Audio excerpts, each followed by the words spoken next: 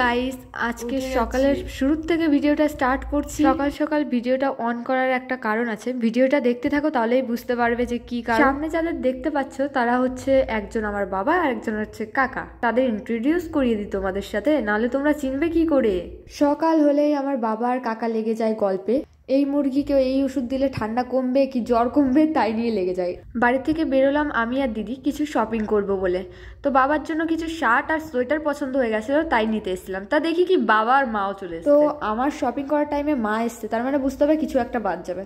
তো যাই হোক, তার মধ্যে শার্টটা বাদ দিল, কারণ কি মা শার্ট অলরেডি কিনে রেখেছিল বাবার জন্য, যার কারণে বললো কি সেমই শার্ট আছে বাড়িতে, তার জন্য ওটা বাদ দিয়ে একটা সোয়েটার নিয়ে আসলাম। তো দেখো এতগুলি শপিং করেছি বাবার জন্য। আসার পথে রজনীগন্ধা সেন্টের বোতলও নিয়ে আসলাম বাবার জন্য 2 বোতল, কারণ কি খুবই পছন্দের সেন্ট বাবার জন্য যেই সোয়েটারটা এনেছিলাম সেটা ছোট হয়ে গেছে, যার কারণে আবার রিটার্ন করতে দৌড়িয়েছিলাম আমি আর ভাই। তখন হয়েছিল দুপুরের 1টা বাজে, তো পুরোপুরি সব দোকান বন্ধ ছিল। তো মা বলেছিল পান আনতে আর বাবা বলেছিল মিষ্টি আনার কথা আর কাকার জন্য ওষুধ আনার কথা।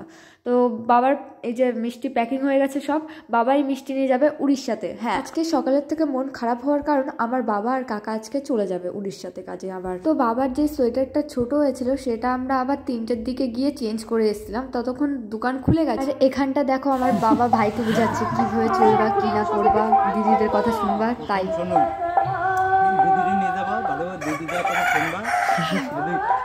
তাহলে অ্যাকোয়ারিয়াম বানাতে ওই বাজারে যে দোকানটা দেখাচ্ছি ওর সাথে কথা বলে আমি বানা দেবো। মাছ তুলে দে আগে মাছ আগে মাছ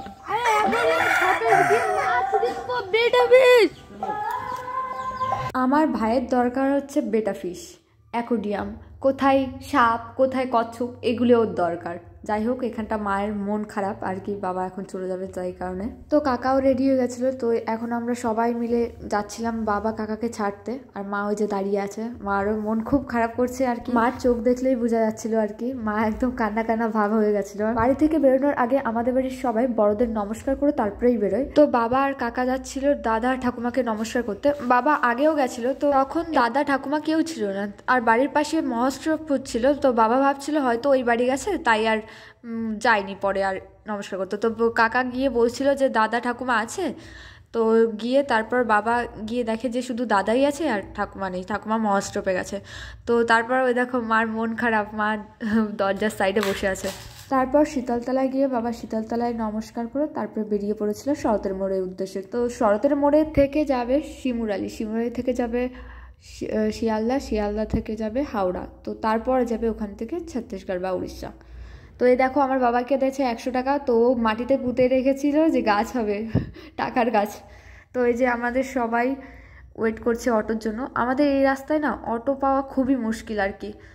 তো এরপরে আমি আর এরা সবাই চলে যাবে বাড়িতে, আমি আর ভাই আমার কাকার ছেলে আমরা দুজন যাবো বাবা কাকাকে শিমুরালি অবধি ছাড়তে। তো শিমুরালি নেমে ফার্স্টে আমি আর ভাই গেছিলাম দৌড়ে দৌড়ে টিকিট কাটতে। তো টিকিট কেটে এসে তো বাবার কাকার কাছে দাঁড়িয়েছিলাম। তো কাকার লাগছিল প্রচণ্ড ঠান্ডা, যার কারণে আমি আর ভাই গিয়ে কাকার জন্য মাফলার কিনে এসেছিলাম, আর অটোর পিছনে বসছিলাম, যার কারণে আমার এতটাই শরীর খারাপ করছিল। তো বাবা কিনে দিল আমার জন্য 7 আপ। তো 7 আপ খেয়ে আমার একদম ভালোই লাগছিল আর কি। এর মধ্যে চলে এসেছিলো ট্রেন, তো বাবা আর কাকা ট্রেনে উঠে গেছিলো, ওই যে ট্রেনে উঠে যাচ্ছে। প্রচণ্ড পরিমাণে ভিড় ছিল, সন্ধ্যার দিকেও ভিড় হয় আমি জানি না, শিয়ালদার লাইনেও তো ভিড় হতো না, যাই হোক 6টা বাজে। তো তারপরে আমি আর ভাই বেরিয়ে পড়েছিলাম বাড়ির উদ্দেশ্যে বাবা আর কাকাকে।